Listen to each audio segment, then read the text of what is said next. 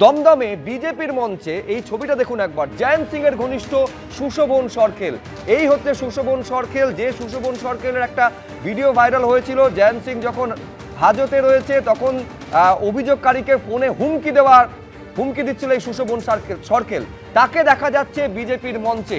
আরিয়াদহের ত্রাস জয়ন্ত সিং এর সাগরেদ, তাকে বিজেপির মঞ্চে দেখা যাচ্ছে। আমি আরো বিস্তারিত জানার জন্য সরাসরি কথা বলবো, ময়ূক ঠাকুর চক্রবর্তী আমাদের প্রতিনিধি রয়েছেন। এটা কোথাকার ছবি আমরা দেখছি ময়ূক, এবং এই ব্যক্তি কিভাবে বিজেপির মঞ্চ আলো করে বসে রয়েছেন? দেখো, সেটাই সব থেকে বড় প্রশ্ন। এই সুশোভন সরকেল জয়ন্ত সিং এর অত্যন্ত ক্লোজ অ্যাসোসিয়েট, এবং জয়ন্ত সিং যে সময় অ্যারেস্ট হয়েছিল, যে ভিডিওগুলো সামনে এসেছিল জয়ন্তের অত্যাচারের ভিডিও, সেগুলো প্রত্যেকটা ভিডিওতেই সুশোভন সরকেল ছিল, এবং সেও নির্মম ভাবে প্রচুর মানুষকে অত্যাচার করছে এরকম ভিডিও তখনও সামনে এসেছিল। এফআইআর রেজিস্টার্ড হয়েছিল, সুশোভন সরকেল অ্যারেস্ট হয়েছিল। শুধু তাই নয়, জামিনে মুক্ত হওয়ার পর এলাকায় বাইকে করে হুমকিও দিয়েছিল সুশোভন সরকেল, সেই ভিডিও ভাইরাল হয়েছিল। এরপর যেটা দেখতে পাওয়া যাচ্ছে যে দমদম পুরসভার 14 নম্বর ওয়ার্ডের একটা বিজেপির কর্মসূচি ছিল, সেই কর্মসূচিতেই এই আরিয়াদহের ত্রাস জয়ন্ত সিং, যিনি আপাতত জেলবন্দি রয়েছেন, কিন্তু তার সাকরেদ সুশোভন সরকেল, তাকে স্টেজে উঠতে দেখা যাচ্ছে। শুধু ওঠা নয়, স্টেজে উঠে বক্তৃতা দেওয়া, সেখান থেকে সংবর্ধনা নেওয়া, এরকমই ছবি কিন্তু ধরা পড়ছে। এবং এই গোটা ঘটনার ভিডিওগুলো প্রকাশ্যে আসার পর আরিয়াদহ এলাকার যারা বাসিন্দা, তারা কিন্তু যথেষ্ট নিরাপত্তাহীনতায় ভুগছেন। তারা বলছেন যে তৃণমূল সরকার যখন ছিল, তারা বারবার এই সুশোভনের বিরুদ্ধে বেলঘরিয়া, আরিয়াদহ, দক্ষিণেশ্বর এই সমস্ত থানায় অভিযোগ দায়ের করেছেন। অনেক ক্ষেত্রে পুলিশ তাকে গ্রেফতারও করেছে, কিন্তু তারপরেও তার অত্যাচার থামানো যায়নি।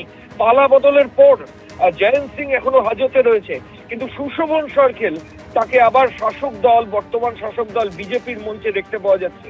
এবং এতেই কিন্তু আরিয়াদহের প্রচুর মানুষ, ওই এলাকার যারা বাসিন্দা, তারা নিরাপত্তাহীনতায় ভুগছেন। আমি এইখানে দর্শকদের সামনে মনে করাবো যে কিভাবে হুমকি দিয়েছিল এই সুশোভন সরকেল। এইটা দেখতে পাচ্ছেন, একদিকে আরিয়াদহের ত্রাস জয়ন্ত সিং, তার সঙ্গে সুশোভন সরকেল। এই সুশোভন সরকেল জয়ন্ত সিং এর বিরুদ্ধে অভিযোগকারীকে সরাসরি ফোনে হুমকি দিয়েছিল, যে ভিডিও ভাইরাল হয়েছিল। সেই সুশোভন সরকেলকে আজকে বিজেপির মঞ্চে দেখা যাচ্ছে। কিভাবে সুশোভন সরকেল হুমকি দিয়েছিল, আমি একবার পুরনো সেই ছবিটা দর্শকদের সামনে রাখবো, দেখুন। একটাকে বাড়ি থেকে বার করে মারবো। শোন, যেদিনকে সময় মিলবে বাড়ি থেকে বার করে মারবো, বাড়ি থেকে বার করে। তোকে ওপেন চ্যালেঞ্জ করছি, তোর কোন নেতা আছে, পুলিশ আছে, ওপেন যা আমার নামে সুশোভন সরকেল 8 নম্বর ওয়ার্ড কমপ্লেন কর। যা, তোর ঘরে ঢুকবো, তোকে মারবো, এবং তুই কিছু করতে পারবি না। আমি প্রদীপ চট্টোপাধ্যায়ের কাছে আসবো। নির্বাচনী প্রচারে একেবারে কেন্দ্রীয় স্বরাষ্ট্রমন্ত্রী বারবার এসে বলেছিলেন যে আসল পরিবর্তন হলে ভয় আউট হবে, ভরসাহীন হবে। আজকে যাকে হুমকি দিতে দেখা যাচ্ছিল তৃণমূল আমলে, সে একেবারে সরাসরি বিজেপির মঞ্চ আলো করে বুক চিতিয়ে বসিয়ে রয়েছেন। আমার স্পষ্ট প্রশ্ন হচ্ছে, প্রদীপদা, আজকে এই ছবিটা দেখার পর আপনি বলুন যে কার ভয় আউট হলো আর কার ভরসাহীন হলো? না দেখুন, এনাদের তো এখন জায়গা হওয়া উচিত হাজতে। তো সঠিক তদন্ত করে যেসব ভিডিও আপনারা দেখালেন, যে আগের সরকারের মদতে যদি এই সব মানে তোলাবাজ, দুর্নীতিবাজ, তারা যদি এই ধরনের কথাবার্তা বলে, হুমকি দেয়, তাহলে তাদের সাজাটা তো সুনিশ্চিত করবে বর্তমান সরকার। এইটাই আইনের শাসন বলে যে কথাটা মুখ্যমন্ত্রী শুভেন্দু অধিকারী বলছেন, সেইটাতে মানেটা দাঁড়ায়।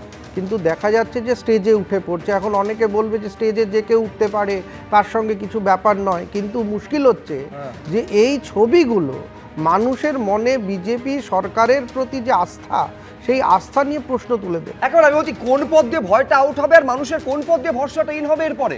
না, তা শুধু নয়। ধরুন আজকে আমরা এখানে সুশোভন বাবুকে নিয়ে আলোচনা করছি, এই যে শ্রদ্ধেয় সুশোভন বাবু যিনি স্টেজে উঠে বসে আছেন, বাড়িতে আজকে আমাদের বাড়িতে না নিরাপত্তাহীনতায় আমাদের ভুগতে হয়।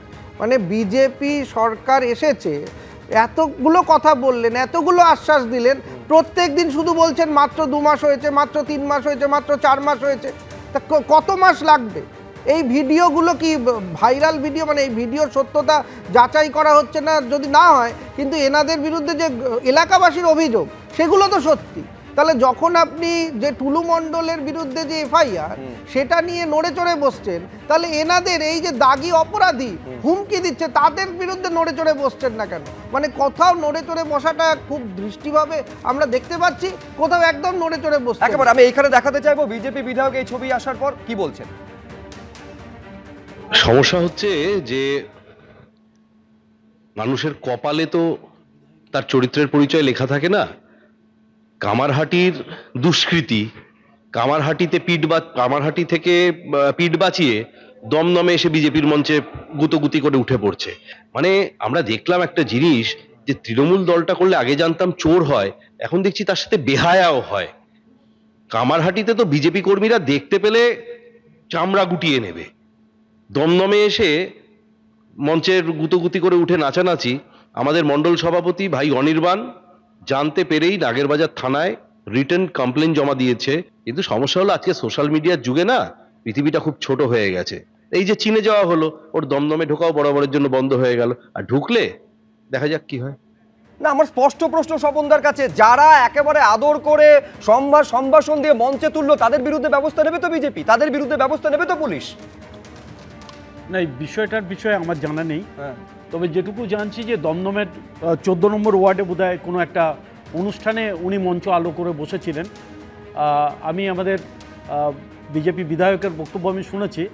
আমি বলবো আরও ভাই তুমি ভালো করে খবর নাও, একজন লোক গুতোগুতি করে মঞ্চে উঠবে আর সেটা গুতোগুতি নয়, আপ্যায়ন করে মঞ্চে আনা হয়েছে। ছবিটা দেখলে আপনি বুঝতে পারবেন। আমি একটু বলি স্বপনদা স্পষ্টভাবে বলুন তাদের বিরুদ্ধে ব্যবস্থা হবে কিনা যারা একে মঞ্চে তুলেছেন। না, আমি একটু বলি, সে মঞ্চে উঠে গিয়ে বসে যাচ্ছে, আর তারপর আমি যদি বলি যে জোর করে উঠেছে, তাহলে যারা মঞ্চে পরিচালনার দায়িত্ব ছিল, যারা ওই অনুষ্ঠানের উদ্যোক্তা ছিল, আমি দলকে বলবো ইমিডিয়েট তাদের প্রত্যেককে সাসপেন্ড করুন, তারাও সমানভাবে দায়ী।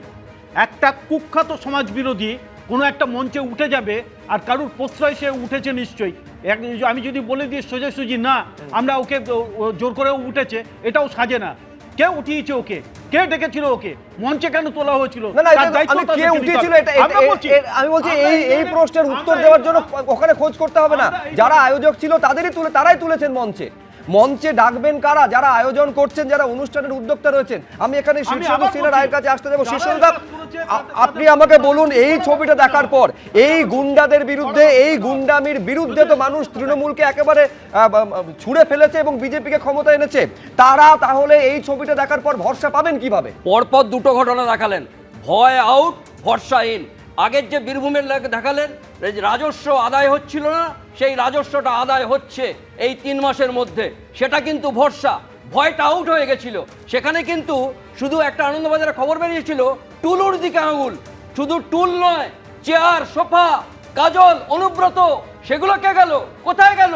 আর এখানে বলছেন জায়েন্ট সিং এর দুঃসাদা বাড়িটা ভাঙা হয়েছে, তো সেই জায়গাতে আপনারা দেখেছেন তো কামারহাটি থেকে গুন্ডা নাকি দমদমে এলে তাকে নাকি ভালো হয়ে যায়, তাকে আমন্ত্রণ করে স্টেজে তোলা যায়, সেইটা ভয়। সেখানে ভরসা কিন্তু আউট হয়ে গেছে, ভয়টা ইন হয়েছে। যাদের হুমকি দিচ্ছিলেন এক্ষুনি যে বেরিয়ে আসুন, বাড়িতে গিয়ে মারবো, তাদের কিন্তু ভয় পাচ্ছেন এলাকাবাসীরা, এই জায়গায় আসতে চাইছেন। সরকার কিন্তু এই জায়গায় আসেনি, আমরা তার জন্য ভোট দিইনি। প্রত্যেকটা মানুষ এই যে ভয়টা 15 বছর ধরে দেখেছিলাম, সেই 15 বছর ধরে ভয়টা যাতে আউট হয়ে যায়, ভরসা যাতে ইন হয়, সেই জন্য কিন্তু ভোট দিয়েছি। দেখুন, প্রশ্ন একটাই, আরিয়াদহে ত্রাস জায়েন্ট সিং এর সাগরেদ যদি বিজেপির মঞ্চে আলো করে বসে থাকে, তাহলে কিভাবে ভরসাহীন হবে, কিভাবে আইনের শাসন প্রতিষ্ঠিত হবে? কৃষ্ণ মিত্র, দেখুন, আমি এই ভিডিওটা তোমাদের ভিডিওরই একটা এক্সটেন্ডেড অংশ। উনি শুধু মঞ্চে বসেননি, এই ভিডিওতে যা দেখাচ্ছে ওনার হাতে মাইকও আছে, তো সুতরাং উনি ভাষণও দিয়েছেন।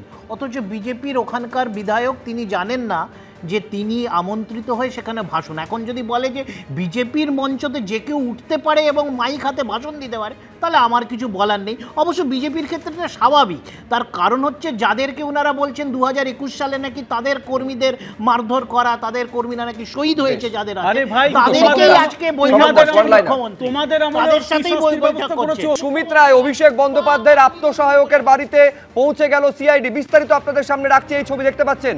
সিআইডি আধিকারিকেরা পৌঁছে গিয়েছে সুমিত রায়ের বাড়িতে। আরো বিস্তারিত ছোট্ট একটা বিরতির পরে নিয়ে আসছে আপনাদের জন্য। তো এখন আমরা তো ওয়ারেন্টটা আছে আমাদের কাছে, এই যে ওয়ারেন্টটা আছে না, ওয়ারেন্টটার জন্য তো আমরা এসেছি আপনার বাড়িতে। না আমরা এই প্রথম আমরা আগে আমরা সিআইডি থেকে আছি, শালবনির একটা কেস না বাড়িতে ঢুকবে সিআইডি, তার জন্য বলছি ওয়ারেন্ট বেরিয়েছে, সেটার জন্য দেখুন আপনার মেয়ে কোথায় আছে।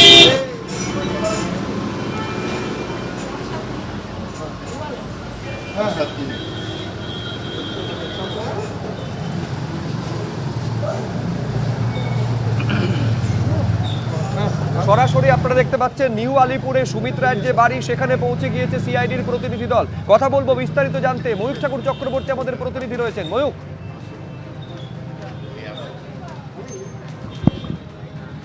দেখো এই মুহূর্তে আমরা নিউ আলিপুরে সুমিত রায়ের যে বাড়ি সেখানে রয়েছি। সিআইডির যারা অফিসার তারা ইতিমধ্যেই এসেছেন। শালবনী এবং ডেবরা দুটো দায়ের মামলা ছিল পশ্চিম মেদিনীপুরের, এই দুটো কেসই আজকে সিআইডিতে ট্রান্সফার হয়েছে এবং তারপর শালবনী থানার যে কেস তাতে অ্যারেস্ট ওয়ারেন্ট নিয়ে সিআইডির অফিসিয়ালসরা এই মুহূর্তে অভিষেক বন্দ্যোপাধ্যায়ের আত্মসহায়ক সুমিত রায়ের বাড়িতে এসছেন এবং তারা ভেতরে গিয়ে সার্চ অপারেশন চালাবেন ভেতরে সুমিত রায় কোথাও লুকিয়ে রয়েছে কিনা বাড়ির মধ্যে, কারণ তাদের কাছে অ্যারেস্ট ওয়ারেন্ট রয়েছে।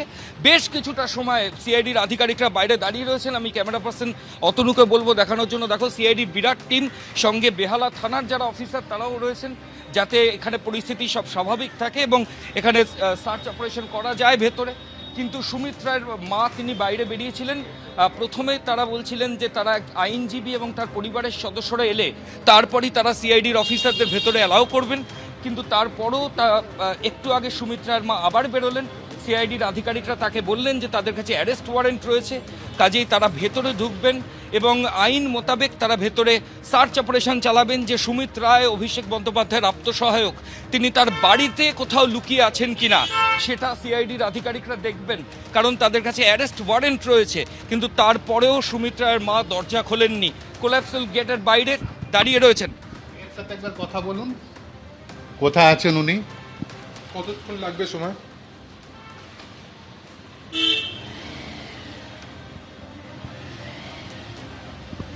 দেখো এখানে আমরা যে ছবি দেখাচ্ছিলাম অ্যাম্বিয়েন্স, এখানে সিআইডির অফিসাররা জিজ্ঞেস করছেন গেটের সামনে থেকে সুমিত রায়ের মাকে যে তার পরিবারের সদস্যদের সঙ্গে কথা বলতে, যে কখন তিনি আসবেন।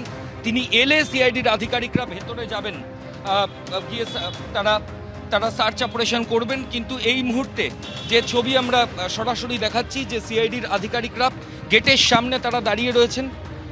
বেশ কয়েকজন আধিকারিক তারা এসছেন, প্রত্যেকে সিআইডি গভর্নমেন্ট অফ ওয়েস্ট বেঙ্গলের যে জ্যাকেট সেটা পরে তারা এসছেন এবং কিন্তু তারপরেও বাড়ির লোকেরা তারা কিন্তু দরজা খুলছেন না। অতনুকে আমি আবার বলবো ছবিটা দেখানোর জন্য।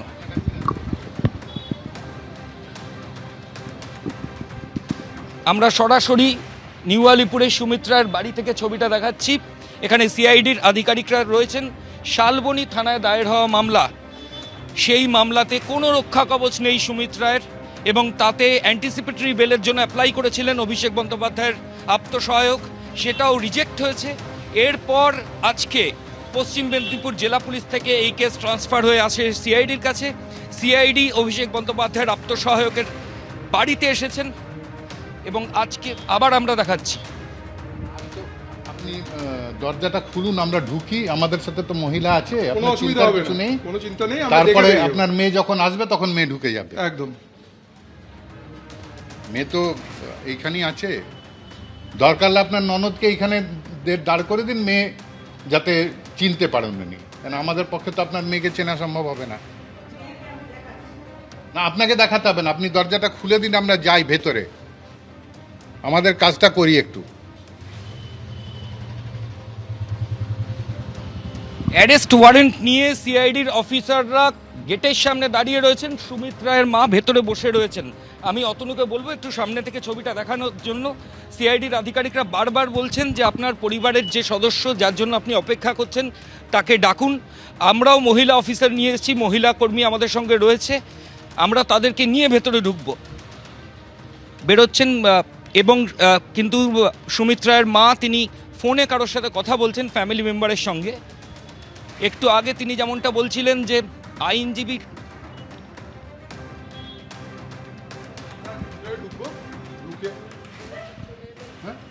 ওরা তো আমরা আমরা আমরা ওনারা ঢুকবে না, ওনারা ঢুকবে না। আমরা দেখাচ্ছি প্রায় 7-8 মিনিট থাকার পর সিআইডির অফিসাররা নিউ আলিপুরে সুমিত রায়ের বাড়িতে ঢুকছে। সরাসরি সেই ছবি অতনু কুণ্ডু আমাদের ক্যামেরা পার্সন দেখাচ্ছে। সিআইডির আধিকারিকরা নিউ আলিপুরে সুমিত রায়ের বাড়িতে। সুমিত রায়ের ভিডিওগ্রাফার, একজন ফটোগ্রাফারও সিআইডি রয়েছেন ভেতরে। শালবনী থানায় দায়ের হওয়া মামলায় অ্যারেস্ট ওয়ারেন্ট রয়েছে সুমিত রায়ের এগেনস্টে, তার অ্যান্টিসিপেটরি বেল সেটাও রিজেক্ট হয়েছে। এবং তারপরই আজকে পশ্চিম মেদিনীপুর জেলা পুলিশের কাছ থেকে সিআইডি এই ইনভেস্টিগেশন নেয় এবং নেওয়ার পরই বিকেলেই সুমিত রায়ের বাড়িতে সিআইডির আধিকারিকরা এসছেন।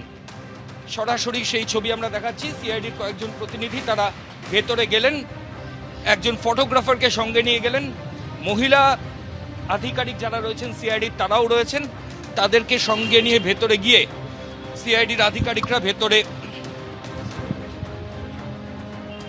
সার্চ করবেন যে সুমিত রায় বাড়িতে কোথাও লুকিয়ে আছে কিনা, কারণ তার বিরুদ্ধে অ্যারেস্ট ওয়ারেন্ট রয়েছে। সরাসরি যে ছবি আমরা দেখাচ্ছি, দেখো যেখানে মহিলা যারা কর্মী সিআইডি তারা রয়েছেন, প্রত্যেকে যাতে আইডেন্টিফাই করা যায় যে তারা কোথা থেকে এসছেন, ঠিক সেই কারণেই প্রত্যেকের সিআইডি ওয়েস্ট বেঙ্গলের জ্যাকেট পরা। পুরো বাড়ি কার্যত ঘিরে ফেলেছে সিআইডি। আমি পুরো বাড়ির সামনের ছবিটা দেখানোর জন্য বলবো। সুমিত রায়ের বাড়ির সামনে কার্যত সিআইডির আধিকারিকরা চারিদিকে দাঁড়িয়ে রয়েছেন, সঙ্গে বেহালা থানার পুলিশও রয়েছে। তাদেরকে ইন্টিমেট করেই সিআইডি আধিকারিকরা এখানে এসেছেন। প্রচুর আধিকারিক সিআইডির তারা এখানে এসেছেন, বাড়ি সামনে তারা দাঁড়িয়ে রয়েছেন। কয়েকজন ভেতরে গেছেন, ভিডিওগ্রাফির প্রসেস চলছে এবং ভেতরে খোঁজা হচ্ছে অভিষেক বন্দ্যোপাধ্যায়ের আত্মসহায়ক পলাতক সুমিত রায়কে। তিনি বাড়ির মধ্যে কোথাও লুকিয়ে আছেন কিনা সিআইডির আধিকারিকরা সেটাই খুঁজছেন। একেবারে সিআইডি আধিকারিকরা সুমিত রায়ের নিউ আলিপুরের যে বাড়ি সেখানে তারা প্রবেশ করেছেন। আপনারা জানেন যে দুটি মামলা, একটা শালবনির মামলা যেখানে জমি দুর্নীতির মামলা এবং আরেকটা চাকরি দুর্নীতির মামলা যেটা ডেবরার মামলা। সেই দুটো মামলাতে কিন্তু সিআইডি তদন্তভার নেওয়ার পর তারা সুমিত রায়ের বাড়িতে প্রবেশ করেছে। এবিপি আনন্দ, এগিয়ে থাকে, এগিয়ে রাখে।